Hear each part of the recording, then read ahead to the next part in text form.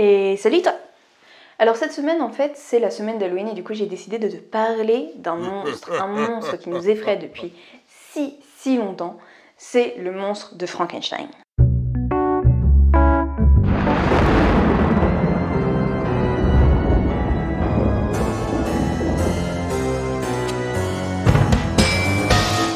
Quand je te dis monstre de Frankenstein, tu sais forcément de qui je suis en train de te parler. Mais pourtant, tout le monde ne connaît pas forcément l'histoire de ce monstre-là. Donc laisse-moi te raconter un petit peu le roman.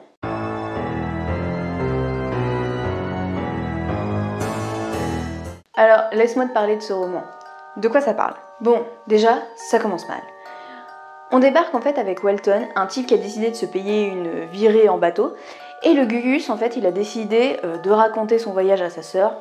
On sait pas trop pourquoi, sûrement pour lui foutre le seum, très honnêtement. Et du coup, ce sont ces lettres que l'on découvre. Bon, le gars, il nous raconte que son bateau, il est coincé dans la glace, mais en même temps, il est parti faire une excursion dans le pôle Nord, donc à quoi il s'attendait, très honnêtement. Bref, là-bas, en fait, il va recueillir un Gugus qui est sur un traîneau.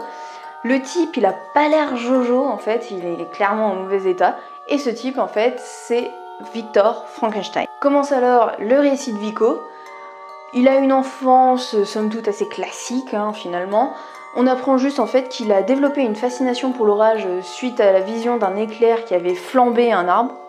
Bon, soit, qui sommes-nous pour juger? Là en fait où ça devient intéressant, c'est quand il nous parle de ses études, parce que monsieur, en fait, il étudie la science, et entre deux cours de chimie, en fait, il va visiter les cimetières pour pouvoir étudier finalement les stades de décomposition des corps.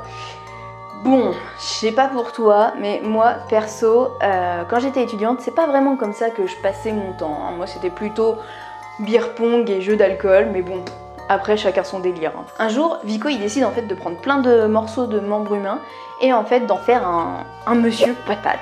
Il branche ça à de l'électricité et bim bam boum. Et ça fait bim bam boum. Ça prend vie. It's alive, it's alive, it's alive, it's alive.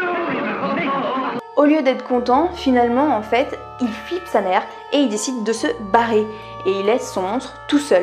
Bon, je te raconte pas la suite, pour ça, faudra que tu le lises.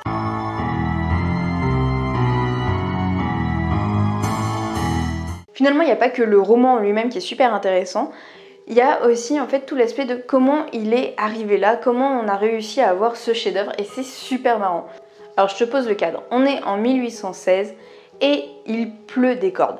Du coup, en fait, Mary Shelley et ses trois amis ne peuvent pas partir en excursion comme ils avaient prévu de le faire. Au lieu de ça, finalement, ils vont rester coincés dans la villa qu'ils sont en train de louer pour le moment.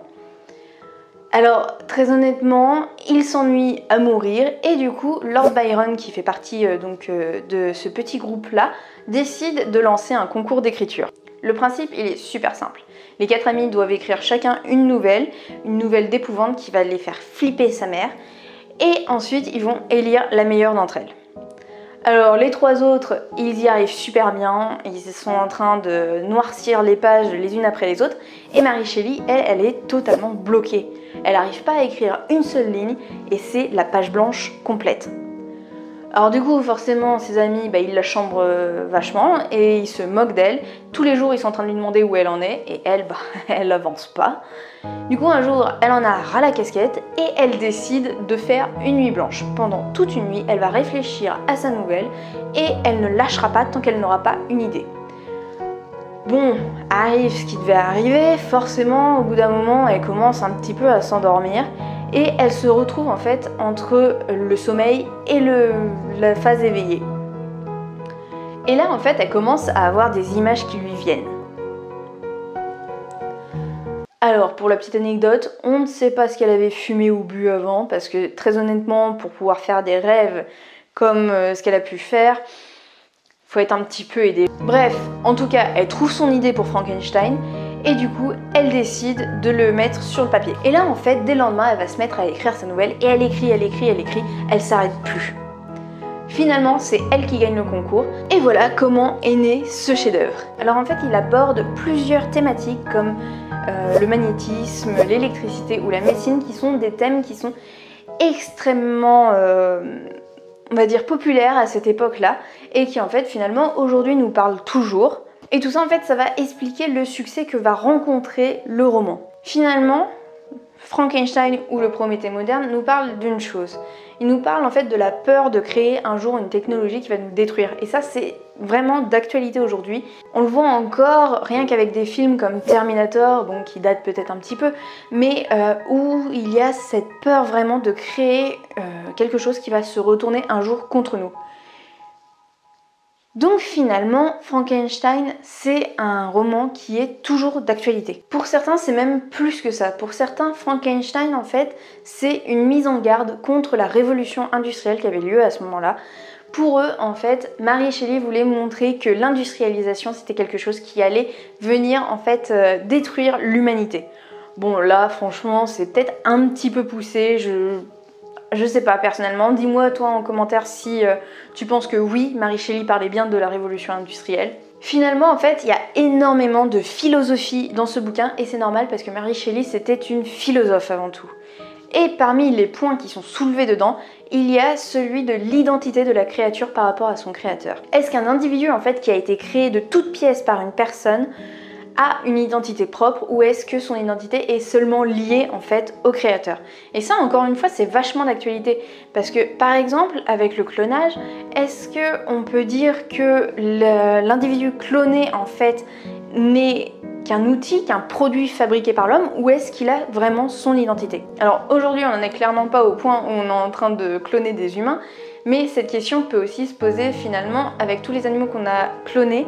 Est-ce que ces animaux ont en fait une identité propre et ont un droit de vie équivalent aux autres animaux nés, on va dire, naturellement. Frankenstein ou le Prométhée moderne, mais je pense que je vais finir par dire que Frankenstein parce que c'est un peu long le titre. Frankenstein, en fait, c'est considéré comme étant le premier livre de science-fiction. Et aujourd'hui encore, on sent qu'il y a une forte influence de ce roman-là dans la culture moderne. Rien que par exemple, juste au cinéma ou à la télévision, t'as plein d'adaptations qui ont été faites, mais surtout aussi, tu as plein de séries ou de films qui s'en inspirent très largement. Donc on va prendre l'exemple de Édouard aux mains d'argent de Tim Burton. Clairement, on est sur une réadaptation en fait de Frankenstein. T'as Penny Dreadful aussi, La famille Addams.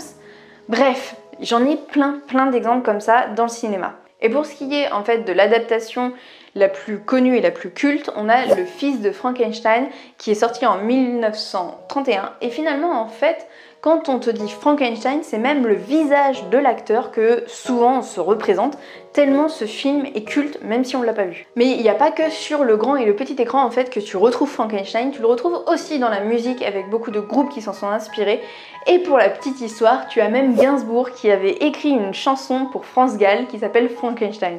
Et je vais te mettre un petit extrait parce que c'est une pépite. Fallait un cerveau aussi grand qu'Einstein pour en greffer un autre à Frankenstein, faire de plusieurs cadavres en un instant un mort vivant.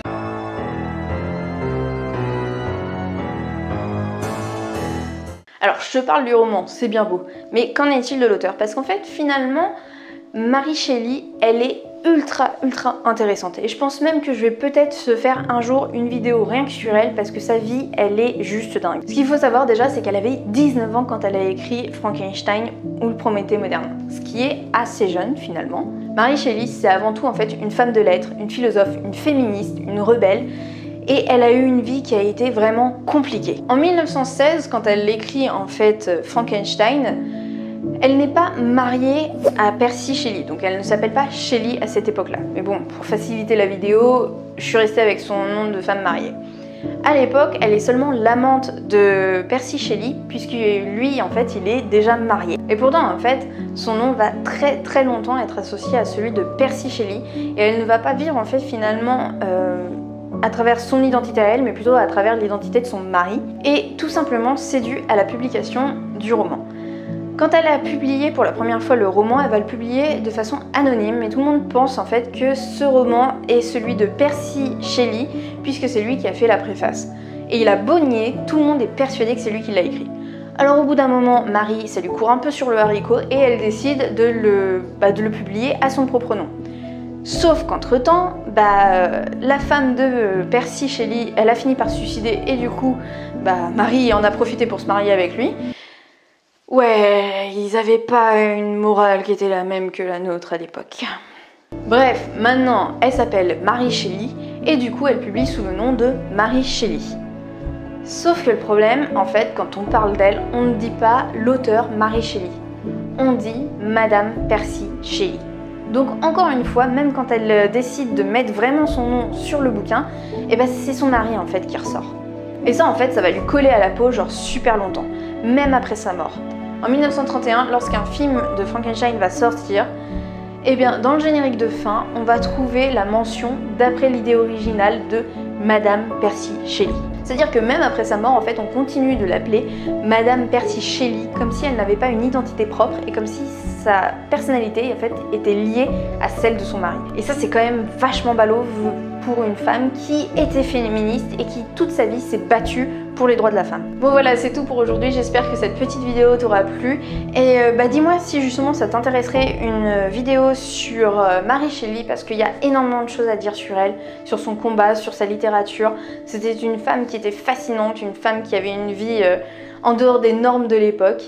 Bref, une femme que tu dois découvrir et qui est super importante pour la littérature. En tout cas, j'espère que tout ça t'aura plu. Et n'oublie pas que samedi sort ma vidéo sur toutes mes lectures science-fiction du mois. Et dans celle-là, je te parle de mon énorme coup de cœur. Je continue encore à teaser, hein. Bon, en tout cas, je t'embrasse. C'était Mélanie.